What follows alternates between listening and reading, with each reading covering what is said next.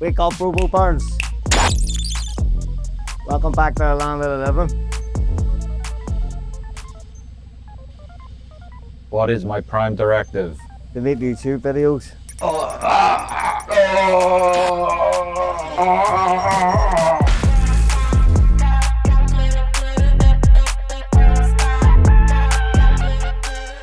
The 80s, a decade I wasn't alive to witness, but it has had a prominent effect on the cultural consciousness, with the like of Ghostbusters, the start of the Brat Pack trope, high-waist jeans, Super Mario, and RoboCop. Well, RoboCop maybe should have stayed in the 80s actually. Holy Christ, there's nothing left. But thankfully, for the title we are looking at today, RoboCop Rogue City, it does stay in the 80s. Developed by Teon, who also worked on Rambo, the video game, in 2014, and Terminator Resistance in 2019. They aren't exactly new at dragging 80s IPs into the 21st century, at least as far as video games are concerned. Releasing in late 2023, the game director Piotr Letorsha said, "From the very start, we had the idea to get players into the shoes of Alex Murphy as RoboCop in old Detroit, and that was very important to us. The movies are not only about shooting bad guys, it's also about the interesting characters, the investigations, and the dystopian world itself." That's right, chums. This isn't just an FPS boomer shooter gore fest. This is a heartfelt, character-driven action shooter, and you know what? I'm ready to feel emotions that I haven't felt for robots since Vin Diesel sacrificed himself to save Rockwell, Maine. As is tradition, I chose the extreme difficulty, the difficulty for gamers, and since there's no Steam achievement for completing it on that difficulty, you all have to hear about it. And just as a disclaimer right off the bat, I had to play this on streamer mode, so no cool music. No, stop. YouTube says no. The opening of the game does a really good job of introducing the atmosphere of the game and the world of RoboCop. Combination of extreme capitalism and crime, between the cheery fake news presenters giving horrible news with a smile, and the drug-riddled criminals taking the news station hostage. Enter RoboCop. Immediately, RoboCop's aura and your control of him really strongly illustrates his stature and presence in the world, right down to the movement. He has this rhythmic, mechanical thudding. As he moves through every level, you just really feel the weight of his presence, and it just gives you this sense of power and really puts you in his mechanical shoes. As well as the titular Auto 9, I have a lot to say about this gun, and I'll come back to it throughout the video, but just for right now, no, this gun absolutely slaps. Like, they do a great job in the movie of making you know it's a criminal eviscerating tool, but it's just a great weapon for a video game, to the point that you really don't need anything else that the game gives you. The first mission basically works as a tutorial. A gang called the Torchheads has taken over a TV station to let Detroit know that they are working with the new guy in town. Robo is sent in to sort them out, kill some baddies, save most of the hostages, and experience some robot PTSD. We all could use a little break from this reality, don't you think? Also, the news people suck. Immediately after saving them, they kind of just shit all over Robo. The malfunction caught on camera provokes a question. Can we put our safety into the hands of a machine? Ungrateful ingrates. But it does highlight a through point for the game, that these reporters are worried that RoboCop is just a malfunctioning piece of machinery from OCP, and the game will explore this idea that RoboCop is a thinking, feeling human in a metal suit, or, contrary, is just an unfailing machine. Like I said, this is a character-driven game, so buckle up for a bunch of story, and even better, choices with consequences. You are being fined $100 for the violation that you have committed. That's an uncool move you pulled right here. I'll make sure everyone in the hood knows your score. Peter Weller reprises his role for RoboCop here. He does seem a bit of a nut to me, but, you know, he does a really good job, and I think he really knows the character, and he does enjoy portraying him, particularly when he doesn't have to get into that costume. Piotr said this about working with Weller. Peter told us some lines that he might say differently, or RoboCop wouldn't say it that way. It's really helped. It was really cool to see him back in the role. I do think that this really helps the game, and it brings Robo to life, so to speak. Why are these criminals not dead? I don't think I've ever seen RoboCop arrest anyone. So, we're sent out on our first investigation, and the game introduces you to the first kind of open world area. It's just old Detroit, and each of the open world sections are set here, but just at different times throughout the game. The main objective here in this particular instance is to investigate Suit, the Torchhead's gang leader from the news station takeover. This section helps to highlight some of the issues for me with the game. This is quite a big area, and Robo is quite slow. It's good for letting you feel like you're RoboCop, but having to walk around in these areas can be a little tedious, and I do like that the game tries to explore RoboCop's humanity. Are you here about Mike? Yes, I am sorry to hear about your husband. but I kind of feel bored anytime I am not blowing bad guys away. That part of the game feels amazing, so sometimes the walking around, investigating, talking to people, and scanning crime scenes can feel a little dull, and these open world sections have plenty of that, with the side quests and petty crimes. But don't get me wrong, I do feel like a big man giving out parking tickets. Let me know in the comments down below what crimes you have committed. Creep. So after some excellent police work from RoboCop, we discover that Suits guys are interrogating a police informant that will help us find Suits' location. This inevitably introduces us to Pickles. Pickles is a drug-addicted vagrant with a heart of gold, but in a metaphysical sense, he kind of represents Detroit, and throughout the game he helps to encapsulate that the city can be saved or rehabilitated, and gives hope perhaps for humanity as a whole. Or he's just a goofy guy with a goofy name. Maybe. Who knows? But anyway, he lets us know that Suit and the new guy are meeting at a slaughterhouse, so off we go. I gotta bring up again some of the side objectives. There are minor violations all over this area, but you have to find them for a big XP boost at the end, and trying to find them all is kind of annoying again because of how slow you are, and they don't really appear organically, so when you need to go out of your way to find them, they are just kind of a pain in the ass. Robo and Lewis head to the slaughterhouse where a bunch of criminals line up to throw their life away at RoboCop. Like, death by cop is one thing, but death by RoboCop is truly unhinged. When we finally reach Suit, we have to do this really weird interrogation thing where we throw guitars at the wall. I don't really care for it, it's kind of dumb, but thankfully this is the only time you have to do this in the entire game. Okay, spoiler alert for the rest of the game. It is a story-driven game, so it's a good idea that if you care about that kind of thing, that you go and experience the game for yourself. Otherwise, keep watching, or keep watching anyway. Honestly, please, I need the views. So this is where we meet the new guy in town, who turns out to be Wendell Antonowski, the brother of the fella who gets Cronenberg in the first RoboCop film.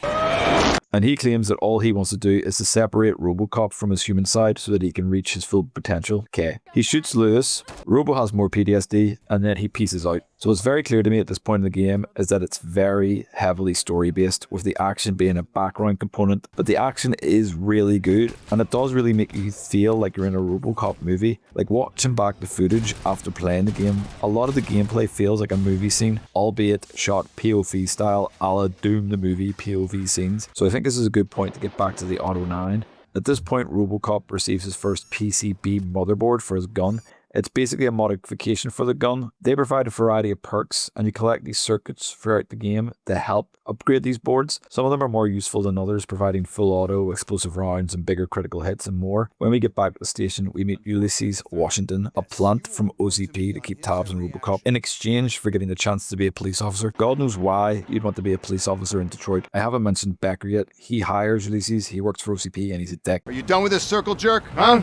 So we found out that a missing officer was investigating Wendell before going missing. The steel mill is great. It's really satisfying grabbing a biker off his bike and throwing him away, or throwing a bike at another bike and it just explodes. Great stuff. We come across this replica of where Alex Murphy was killed, or it might actually be where he was killed, I'm not too sure, from the first movie. Complete some objectives, kill a bunch of bikers, get through a stretch of snipers. The sniper sections, they are few and far between, but I kind of hate them. The game doesn't really feel like it's built for them. And you either need to use the sniper rifle, which doesn't feel great because the Auto 9 is amazing, but the Auto 9 doesn't really have the reach for snipers. So yeah, I don't really like these sections. So eventually the police get the gang leader Spike cornered, and RoboCop, along with a trusty Ed 209, head in to neutralize the gang members protecting him and then arrest him. This gives Robo the opportunity for a bit of friendly competition. I'm not losing to this hunker drunk, so I put myself in grave danger to win.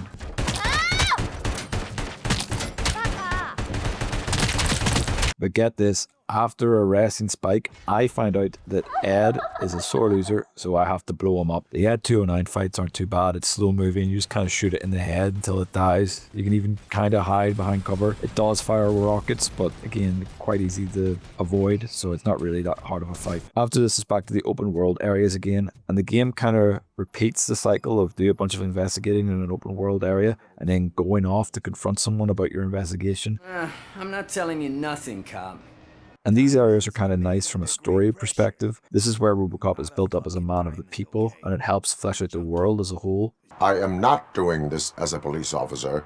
I am doing it as a friend. I haven't quite got all the abilities here, but I'm going to talk about them all anyway. And the one that matters the most, in my opinion, is the armor boost. It's just an essential skill for staying alive, particularly on this harder difficulty. The dash is good for closing gaps and escaping sticky situations, and the slow down time ability, it's okay. It gives you some breathing room, and slowing down time is just fun.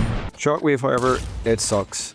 I use it once or twice and then never ever use it again. The abilities are unlocked by putting points into different skills. Some of them are more important than others. In fact, some seem to be quite useless to me. Like, this is what my skills look like at the end of the game. And honestly, armor and focus were probably the most useful. After some more investigating, I head to the mall to find Wendell, where we have some very strong Robo PTSD. And I feel the game tries to be a little more horror here, and I'm not really for it.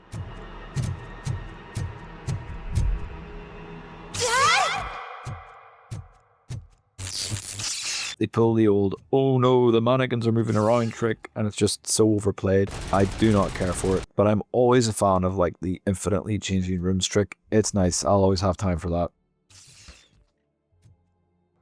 I'd buy that for $1. Only 2% of you are subscribed to the channel. You need to subscribe, or else I won't love you. A Big Bad Burns subscription. Alright. Despite all the PTSD, RoboCop manages to bumble his way into arresting Wendell, and that's the end of the game. Short and sweet. But then again, where was Wendell getting all his funding, and what happened to Lewis, and who's going to be the mayor? Is RoboCop still human? What would you buy for $1? I'd buy that for $1. Alright, the game isn't over. It's not leaving any loose ends, so after visiting Lewis in the hospital, we go to see Becker, who unleashes an army of RoboCop 2 robots at us. No, not that one. This one. Turns out this was all a test. Guess I'll just believe him and go speak to Wendell instead. So no big surprise here. When you go to the prison and talk to Wendell, a prison break begins. We head to his cell to make sure he's still there, and again, another big surprise, he isn't. His cell is very unhinged though, and it looks like he's reading The Prince. Although one thing I will say about Wendell, he's a really great 80s bad guy. He's got the big black trench coat, like the goatee, the slick back hair, the black gloves. He gives me like real Hans Gruber vibes. In Northern Ireland, the 7 members of the new Provo Front. So yeah, another A+ for a baddie, even if he is kind of a loser. So after a lot of death and destruction in the prison, Wendell gets away, and it really bugs me that no one is talking about the lighter that's obviously being used to trigger RoboCop's malfunctions, and yet nobody does anything about it. From this point on, we'll be fighting a lot of heavily armed mercenaries hired by Wendell. I was aiming for the head at the start, which doesn't really work, but blowing out their kneecaps instead of their brains is just as fun. So we're back in the big open world section again, and I don't have a lot to say about it really. I want to mention one thing that happens. There is a mission that involves the murder of one of the potential mayor's campaign managers. Well, it turns out his assistant was the one that killed him. Anyway, when she is confronted by RoboCop, she pulls a gun on RoboCop. Like, what a completely insane thing to do. People really need to stop doing that. He is a walking, talking tank, and he will pop your head like a grape. I mean, she lives, but that was a real gamble she took there. Right, I'm going to do a quick speed run of the story here. We go to meet Becker, the old man's dead. We go to the ARM Expo, we kill everything. We get Wendell again, finally reveals the lighter trick. Remove chip causing malfunctions. Alright, we're into the final stretch. Wendell has all the gangs in Detroit out for blood. He has an army of droids, and the police have all been fired. Detroit is burning. Throughout this section, we're in the open world for one last time, and this is the best version of it in my opinion. There are baddies around every corner, and we have to save a bunch of people in the area. I really enjoyed this section because despite some dialogue interruptions, it's pure action, and the only real issue here is that there's no difficulty left really. By this point, you're so overpowered and the game gives you so many health packs that there's really no challenge, but you do really feel like a badass, so I'll let that slide. Feeling like RoboCop is really great, and that's what the game's about at the end of the day. So after saving Detroit, we corner Wendell on the construction site for Delta City, and after mowing down an army of mercenaries and droids, he has nothing left. After brutally maiming him, he does a very smart thing that everyone should do when faced against RoboCop. He pulls out a gun. Good job, Wendell.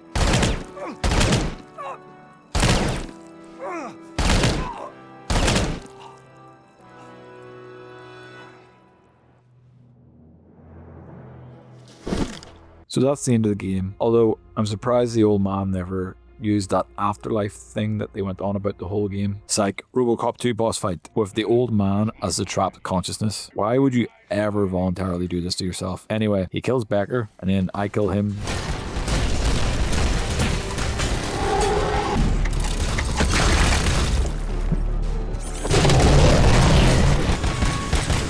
sorta. I fight him when he gets crushed and then I try to save him. After saving him, I nearly get crushed, but then he saves me, but dies in the process. And that's the happy ending, I think, because it shows Alex Murphy still has his humanity. It is me, Lewis. It has always been me.